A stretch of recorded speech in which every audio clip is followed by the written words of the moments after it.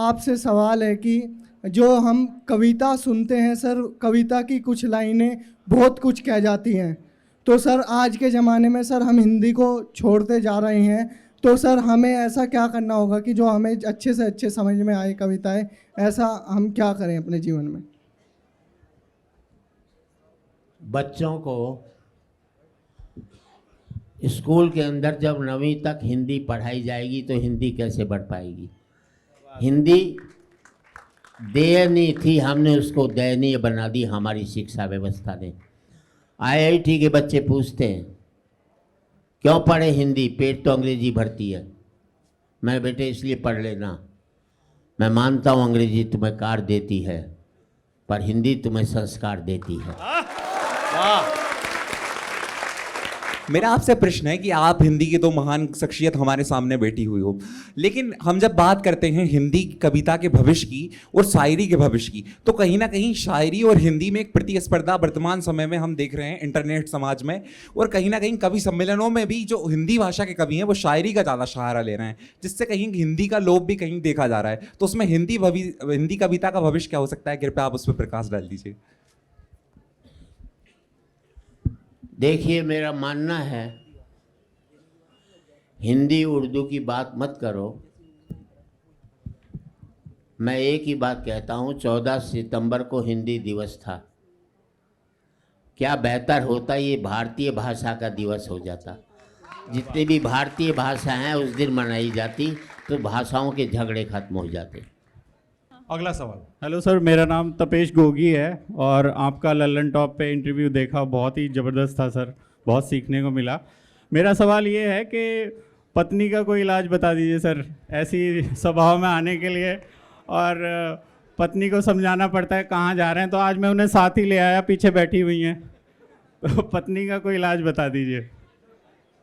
पत्नी तभी बस में रहती है जब वो बस में रहती है। बहुत अच्छा। सर, मेरा नाम दिगंबर रमेश हिंदुस्तानी है। सर, मैं भी पोइट्री करता हूँ, मैं अपनी कविताओं को कैसे बेहतर कर सकता हूँ उसके लिए थोड़ा सुझाव दीजिएगा। जब तू दिगंबर है तो कपड़े क्यों पहन रखे थे?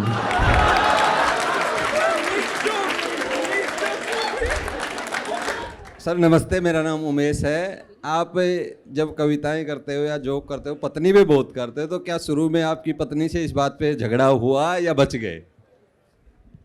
मेरी पत्नी में क्या हुआ, उसमें तू क्यों इंटरेस्ट ले रहा है?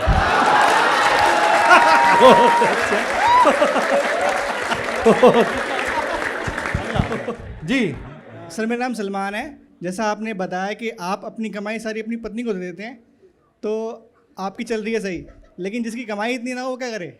जितनी भी कमाई हो पत्नी को दो, और नहीं दोगे तो फिर घर से बाहर रहने का इंतजाम कर लो अपना। मैंने ज़्यादातर ये सुना है सर कि एक तो प्यार होता है, लेकिन आजकल प्यार हो कम रहा है, लोग खुद ही ढूंढ रहे हैं कि मुझे प्यार हो जाए किसी से। तो ऐसे लोगों के लिए क्या सलाह है आपकी? प्यार इस मुल्क में एक शब्द है, प्यार कहो व्यापार कहो तुम, शब्द अलग हैं अर्थ एक है। क्या बात है, क्या बात। इस मुल्क में हमने प्यार से प्यार कब कहा? गांधी ने मुल्क को प्यार किया, हमने उसको गोली मार दी। सुकरात को हमने जहर पिला दिया, मीरा को हमने जहर पिला करने की कोशिश की। प्यार से प्यार कहाँ किया हमने तो प्यार से नफ़रत की है, और उसको बेहतर नहीं बनाना। प्यार को हम जिंदगी नहीं, अपने जीवन की लालसा, प्यार विलासता में बदल गया है। प्यार का महत्व ख़त्म कर दिया गया है इसकी तारीख में। क्या बात। इस मुल्क में प्यार पर फिल्में बनती हैं जिसमें 100-150 कत्ल तो आराम से हो जाते हैं। अच्छा, ये फिल्म वाले नफरत पर नहीं बनाते, वरना पता नहीं कितने कत्ल कर देते इसके अंदर से। चलिए सर, आपको पद्मश्री जीतने के लिए मैं बधाई देना चाहता हूँ। बहुत देर से दिया है, पर मैंने आपको बचपन में सुना था कवि सम्मेलनों में। मेरा आपसे सवाल ये है कि आजकल के जो नौजवान कवि हैं, कवयित्री हैं, वो सब मुक्त छंद में ज़्यादा लिखते हैं। आपका उस पर क्या टिप्पणी है? क्या आपको बुरा लगता है कि छंद में अब कोई नहीं लिख रहा है, सब मीटर तोड़ के लिखते हैं? कविता कविता है, चाहे छंद मुक्त लिखी जाए या छंद में लिखी जाए। मैंने भी आज तक छंद मुक्ति कविता लिखी है, क्योंकि मैंने हिंदी पढ़ी 9वीं क्लास तक थी, फिर हायर सेकेंडरी इंग्लिश में की, फिर बीकॉम अंग्रेजी में किया, फिर एमकॉम अंग्रेजी में की, फिर लॉ अंग्रेजी में की। जब मैंने हिंदी पढ़ी नहीं तो मैं छंद का ज्ञान कहाँ से रख पाऊँगा। लेकिन कविता कविता है, चाहे जिस विधा में भी लिखी जाए। और सबसे बड़ी बात ये, कविता वो कविता कोई भी नहीं है जो आदमी को आदमी से तोड़ती है। कविता वो होती है कि आदमी को आदमी से जोड़ने का काम करे। नमस्कार सर मेरा नाम अरुण शुक्ला है। सर मैं आपको पहले श्री गुरु तेग बहादुर खालसा कॉलेज में सुन चुका हूँ। सर मेरा प्रश्न है कि आजकल की जो बोलचाल की भाषा है वो खड़ी बोली से हिंग्लिश के रूप में परिवर्तित हो रही है। तो हिंग्लिश के प्रारूप पर आप क्या कहना चाहेंगे? और दूसरा मेरा प्रश्न है कि एक कविता लिखने के लिए क्या अनुभूतियाँ जरूरी हैं या शब्दावलियों से काम चल सकता है? धन्यवाद सर। मैं आपको बताता हूँ, सारी कलाएं, चाहे संगीत है, चाहे पेंटिंग है, या जितनी भी कलाएं हैं, क्लासिकल म्यूजिक है, ये सब सिखाई जा सकती हैं। इसलिए बड़ी होती हैं क्योंकि उनमें भाषा का संकट नहीं होता, पूरे संसार की भाषा होती है। लेकिन कविता इसलिए बड़ी हो जाती है, कविता कभी भी सिखाई नहीं जा सकती, वो अपने आप अंदर से निकलती है, तब जाकर के कविता लिखी जाती है। अंतिम सवाल राज विक्रम।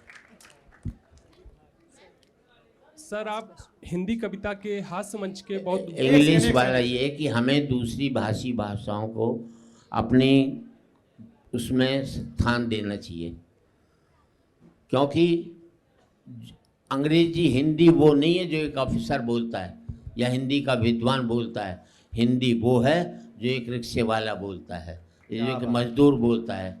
जैसे ट्रेन लेट है, इसमें है ही तो हिंदी का है, बाकी सारा अंग्रेजी का है, लेकिन इसे एक रिक्शे वाले भी बनता है। दूसरी भाषाओं को भी हमें सम्मान देना चाहिए। स्कूल को, इंजीनियर को इंजीनियर को, उससे कठिन मत बनाओ, भाषा को कठिन मत बनाओ। आम आदमी जो बोलता है वही हिंदी है, सीधी सी बात। बहुत अच्छा। आखिरी सवाल भाई। सर मेरा नाम किरण पाल है। मेरा ये कहना है कि सर आप हिंदी हास्य कविता मंच के देश के सबसे वरिष्ठतम कवियों में से एक हैं। तो आप आज देश की जो नई युवा हास्य पीढ़ी है जो ज़्यादातर यूट्यूब या ऑनलाइन या ये स्टैंड अप कॉमेडी कर रही है, उनके लिए आप क्या संदेश, क्या सलाह देना चाहेंगे जिससे वो भविष्य में कुछ ऐसा कर सके? जितनी सस्टेनेबिलिटी आपकी रही है इतने साल से, ऐसा ना हो कि आए 2-4 वीडियो वायरल हो फिर वो ख़त्म हो जाएं। मैं एक ही बात कहता हूँ, सब राइटर से, सब लोगों से, जितने भी स्टैंड अप कॉमेडियन हैं, कमाई नहीं हो तो नंगे रहो, लेकिन नंगेपन की कमाई करने की तुमको जरूरत है। वाह, बहुत अच्छा। सर एक आखिरी सवाल आप दोनों लोगों से मैं पूछना चाहता हूँ। स्पॉन्सर कमिटमेंट है, आखिरी मेरा है या तेरा? मान के चलिए सर। मैं अभी और जीने वाला हूँ, कोई ऐसी बात नहीं। सर एक हाँ। एक जुमला है, मतलब जिसको हमें अपने स्पॉन्सर के साथ अगर नथी करना हो तो उसको कहेंगे डेयर टू ड्रीम। ये पूछे क्या? सर आपकी फिटनेस का क्या राज है? सर बचपन से दूरदर्शन पे देखा, लाइव देख रही हूँ, आपकी आवाज में यही खनक है, तो इसका राज क्या है सर? मेरी फिटनेस का एक ही राज है, भूख से एक रोटी कम खाता हूँ। क्या बात। भूख से एक रोटी ज़्यादा खाओ तो फिटनेस खराब हो जाती है। आपका व्यापार में 50% का हिस्सा हो, 45% लोगे तो आप ईमानदार रहोगे, 55 लोगे तो उसके लिए कनिंगनेस की आवश्यकता होगी। जिंदगी में जो डिजर्व करते हो उससे 5% कम लोगे तो आप सदा स्वस्थ रहोगे। और ज़िंदगी में कभी भी, एक ही बात बता देता हूँ आपको, जो आप बच्चों के लिए कर रहे हो वो आपका फ़र्ज है, जो बच्चे आपके लिए करें वो उनका एहसान समझो, तभी आप ठीक रहोगे। एक्सपेक्टेशन के दुख हैं और कोई दुख नहीं है संसार। सर वो सवाल रह गया, डेयर टू ड्रीम मतलब सपने देखने की शक्ति जो है, उसका अगर आप लोग अपने सपने देखने की शक्ति को आप दोनों लोग बारी बारी अपने शब्दों में समझा सकें। सर आप भी समझाएं sir please. Dare to dream moment आपका क्या था? एक ने कहा था सपने वो नहीं होते जो आप सोते हुए लेते हो, सपने वो होते हैं जो आपको सोने नहीं देते। मैं जो सपने देखता हूँ कि मैं देखता हूँ कि मैं जब इस उम्र में हूँ तो बस मैं यही हूँ, सुरेंद्र शर्मा हूँ, और आप जैसी ऑडियंस इनके, मैं वहाँ बैठा रहूँ, आप तालियां बजाएं। मेरे जीवन का लक्ष्य सुरेंद्र शर्मा बनना है, अंदर से भी बाहर से, यही एक मेरा सपना है जी। जोरदार तालियां सुरेंद्र शर्मा और देश बाबरा जी के लिए।